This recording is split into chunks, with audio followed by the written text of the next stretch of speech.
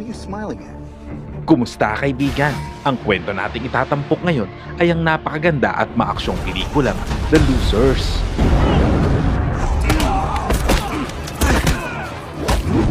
Sa simula ng eksena, makikita ang isang elite Black Ops team na nagkukwentuhan sa kagubatan ng Bolivia. Naglalaro sila ng barahan ng mga oras na iyon habang nililibang ang sarili. Makikilala natin ang bawat miyembro nito at ang kanilang mga espesyal na kakayahan. Ito ay sina Kogar, Roach, Poch at Jensen. Nang mga oras na iyon, nagsimula na silang magtaya ng kanilang mga armas sa laro. Si Roque na isang dalubhasa sa labanan ng patalim ay pumusta ng 2 kutsilyo. Subalit nahinto sila nang dumating ang kanilang colonel na si Clay na nagsabing oras na para umalis at gawin ang kanilang misyon. Pagkatapos, makikita ang team na papunta sa kanilang target. Habang naghahanda sa kanilang misyon, sinabihan ng tropa na mayroon silang airstrike na susuporta sa kanila. Nagtataka man, ngunit binaliwala nila ito dahil para sa grupo, kaya nilang harapin ang 50 kalaban na armas lamang ang gamit. Ilang sandali pa, nagulat sila nang mapansin na may mga kababaihan at bata na dinadala sa kampo. Iminungkahi nila na i-abort ang pambobomba, ngunit isang lalaki ang nagngangalang Max ang walang pakialam sa posibleng collateral damage kaya inutos nitong ipagpatuloy ang pambobomba. Kasabay nito, nagpasya ang buong team na iligtas sa mga bata. Pumasok sila ng buong tapang at pinagbabaril ang mga kalaban.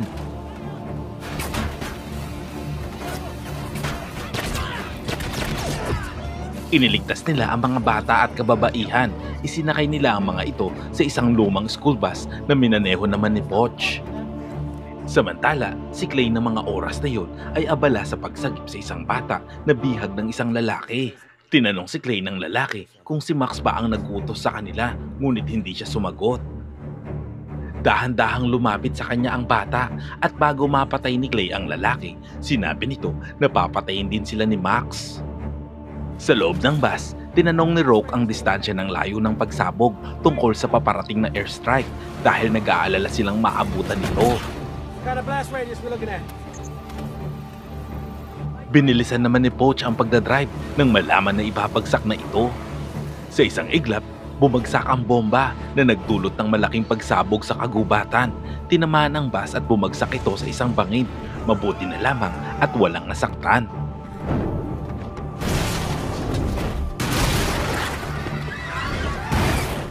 Ilang sandali pa, dumating na ang helicopter upang iligtas ang team. Nagpasya naman ng grupo na isakay na lang muna ang mga batang nailigtas bago sila. Nang mga oras na yun, nagpaalam din si Clay sa batang kanyang iniligtas.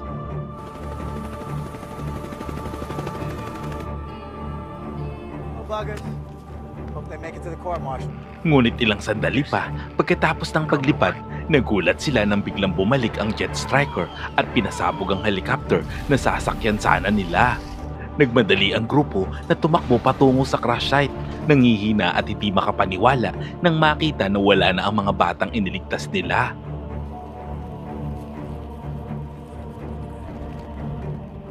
That's supposed to be us. Nang mga oras na yon, nalaman nila na sila ang tunay na target ng pag-atake, kaya't nagdesisyon sila na tanggalin ang kanilang mga dog tag at itinapon sa apoy upang opisyal silang ituring na mga patay na. Makalipas ang ilang linggo, sa isang downtown area sa Bolivia, makikita si Poch na nagtatrabaho bilang mekaniko habang si Kogar at Jensen ay nagtatrabaho sa isang pabrika na pagawaan ng manika at sina Clay at Roque naman ay makikita sa isang sabungan na nakikipagpustahan. Lingid sa kanilang kaalaman, may isang babaeng lihim na sumusunod sa kanila.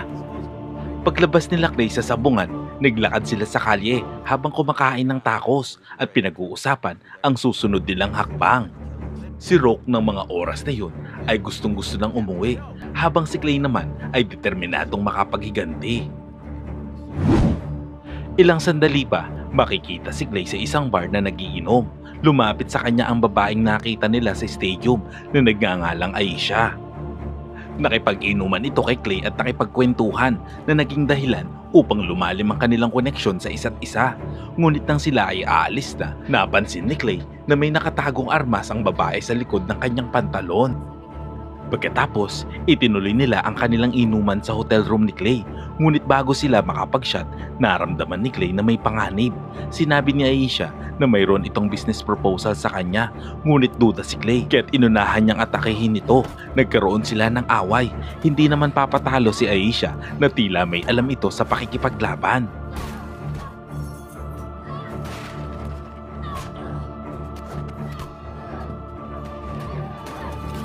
Ilang sandali pa, unti-unting nasira ang mga gamit sa loob ng kwarto, kasama na ang TV na biglang nagliyab. Dahil dito, napilitan silang lumabas na tila walang nangyari sa pagitan nilang dalawa. Habang naglalakad sa kalye, inalok ni Aisha na tutulungan niyang makabalik ang grupo ni Clay sa Amerika. Ngunit sa isang kondisyon, kung papayag ang mga ito na patayin si Max, isang misyon na tiyak na mapanganib. Bago sila maghiwalay, binigay niya si Clay ng card at sinabihan nitong magkita sila kinabukasan. Sa ibang eksena, nagkita-kita ang buong team sa isang sementeryo.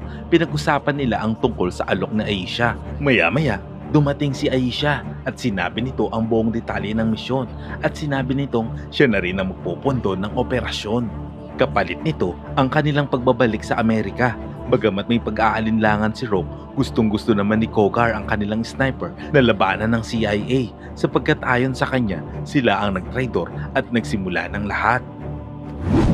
Lumipat ang eksena sa Dubai kung saan makikita si Max at ang kanyang kanang kamay na nakikipagpulong sa ilang Indian scientists. Gumawa ang mga ito ng isang armas na nais bilhin ni Max, ngunit ang isa sa mga Indiano ay nag-atubili na ibenta dahil sa moral na dahilan. Sa galit ni Max, itinapon nito ang lalaki mula sa tuktok ng gusali na nagdulot sa iba na magdalawang isip kung itutuloy ang negosyo. Samantala, sa isang bodega malapit sa border ng Mexico, naroon si Aisha kasama ang maraming kabaong. Matagumpay niyang nagamit ang mga ito para maipuslit pabalik ng US ang grupo ni Clay. Sa ibang lugar, mula sa kanyang pribadong helicopter, pinagmasdan ni Max ang pagtesting ng kanyang armas.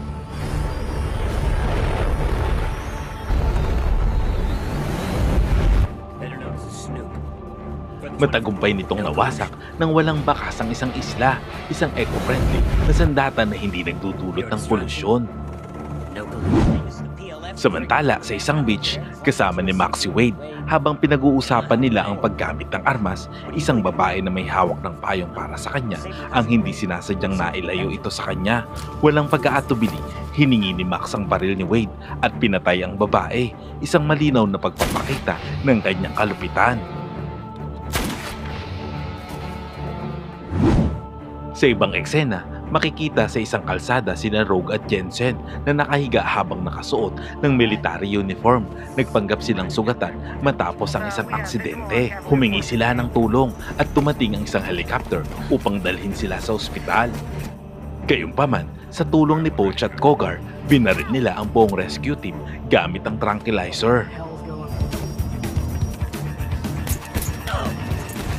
Pagkatapos, tumakas sila at dinala ang helicopter na isinakay sa likod ng kanilang truck na dinadrive ni Clay. Sa bodega, abala si Kogar sa pag-repaint ng army helicopter para magmukhang pang pulis. Samantala, si Jensen naman ay sinubukang ligawan si Aisha, ngunit binasted niya ito. Si Rogue na galit pa rin ay nagdududa para sa motibo ni Aisha. Sinabi naman ni Aisha ang katotohanan tungkol kay Max at ang mga pag-aari nitong mga armas. Ngunit binalaan siya ni Rogue na papatayin kapag ito ay nagsisinungaling.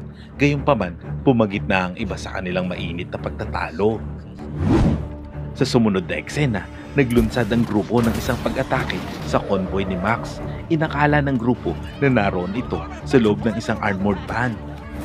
Habang minamaneho naman ni Poch ang ninakaw nilang helicopter, nakita siya ni Wade gamit ang binoculars. Nakilala siya nito at nagpaputok.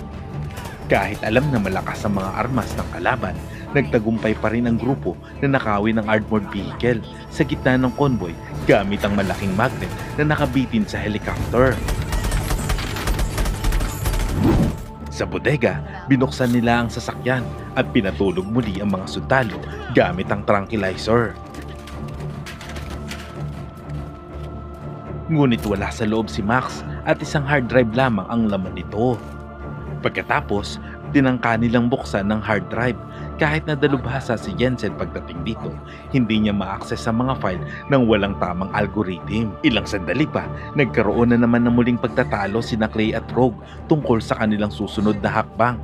Dahil si Rogue ay nais nang muling makabalik sa kanyang dating buhay. Nagkasakitan naman ng dalawa, nasuntok ni Clay ang kasamahan at si Rogue na may hawak na kutsilyo ay nagawang pigilan ng iba pang mga miyembro ng grupo. Sa ibang eksena naman, lumalim na ang pagtitinginan ni Clay at Aisha hanggang sa may mangyari na sa pagitan nilang dalawa. Pagkatapos ay binalaan niya si Clay na maaari siyang mapatay ni Rogue dahil sa kanya. Hindi naman sang-ayon si Clay sa sinabi ni Aisha. Kinabukasan, pinilit ni Poach na magbati na sina Clay at Rogue upang magkaayos na sila. Matapos ito, sinimulan na nila ang plano para makuha ang algorithm na kailangan nila. Si Jensen ang nanguna, pumasok sa isang opisina at hinak ang computer na kailangan niya.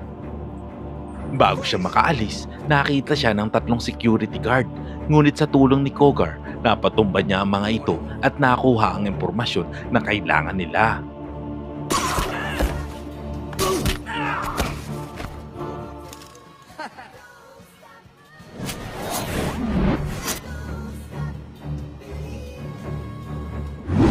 Sa isang scrapyard sa labas ng lungsod, hinak ni Jensen ng hard drive at natuklas ang naglalaman ito ng milyones ni Max, eksaktong $400 million. Gamit ito, natuklasan nila ang lokasyon kung saan madalas itong nakakonekta sa Port of Los Angeles. Ngayon ay alam na nila kung saan mahanap ang kanilang kaaway.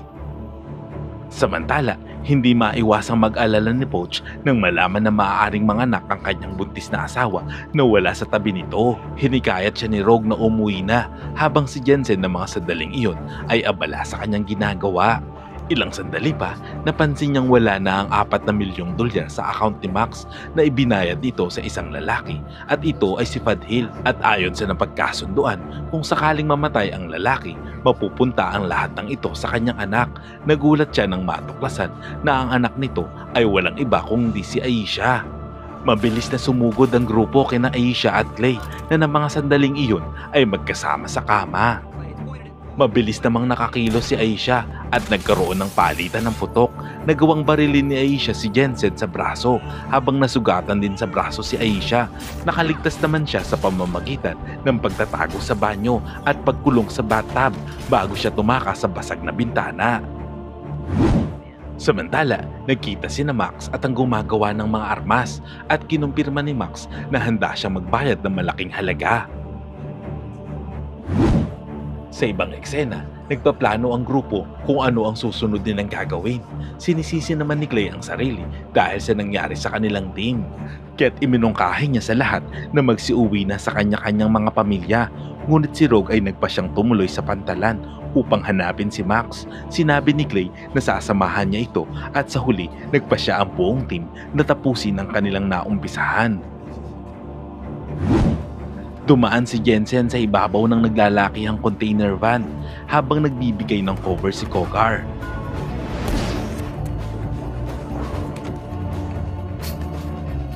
Si Poach ay naghihintay sa labas habang nasa loob ng sasakyan, samantalang ang ibang grupo ay pumasok sa loob ng gusali.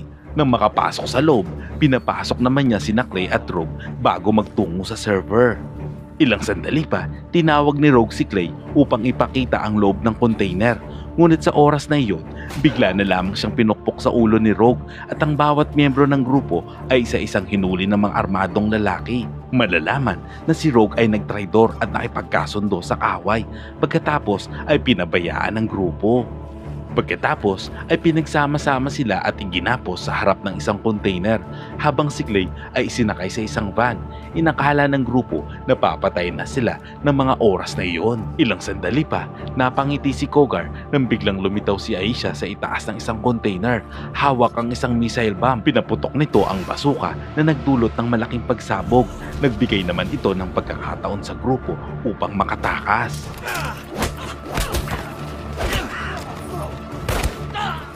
Sa ibang parte ng pantalan, pinilit ni Max ang scientist na i-activate ang pagsabog pagkatapos pinatay ito sa pamamagitan ng pagbaril sa ulo nito. Pagkatapos ay mabilis na naglakad siya palayo, hawak ang isang detonator na kayang magpasabog ng napakalakas na bomba sa loob lamang ng 10 segundo. Samantala, habang nag-uusap ang grupo sa kanilang pagtakas, kinumpronta naman ni Aisha si Clay kung pinatay ba nito ang kanyang ama na si Padhil. Umamin naman si Clay, sinabi niyang may dahilan siya kung bakit niya nagawa iyon at sa huli nagkasundo ang dalawa sa oras na iyon. Sa ibang eksena, abala si Rogue sa kanyang sariling misyon. Sinakay niya ang mga pera sa pribadong jet at dahil naman sa kakulangan ng espasyo ay tumanggi ang piloto. At ng mga oras na yon, dumating si Clay at nakahandang atakehin siya at naglaban sila ng mano-mano. Sa laban na iyon ay mas nanaig si Rogue at itinulak niya si Clay mula sa hagdan ng eroplano. Bumagsak ito at nawalan ng malay. Pinilit naman ni Rogue ang piloto na lumipad na gamit ang kanyang patalim. Nagising si Clay sa tawag ni Aisha. Sinabi nitong paparating si Wade sakay ng motorsiklo. Tumayo naman si Clay. Nakita niyang mabilis na parating si Wade sa kanyang direksyon, sakay ng motorsiklo at handang sagasaan siya. Sa kabilang panig naman ay ang eroplanong sinasakyan ni Rogue na akmang sasagasaan din siya. Pagkatapos ay tumingin sa itaas si Clay. Makikita ang magaling na sniper na si Kogar na inaasinta si Wade. Nagbigay ng hudyat si Clay upang paputokan ito. Ilang segundo lang sa full sa sniper ang motorsiklo at bumangga sa jet na nagdulot ng malaking pagsabog at pagkalat ng pera sa runway.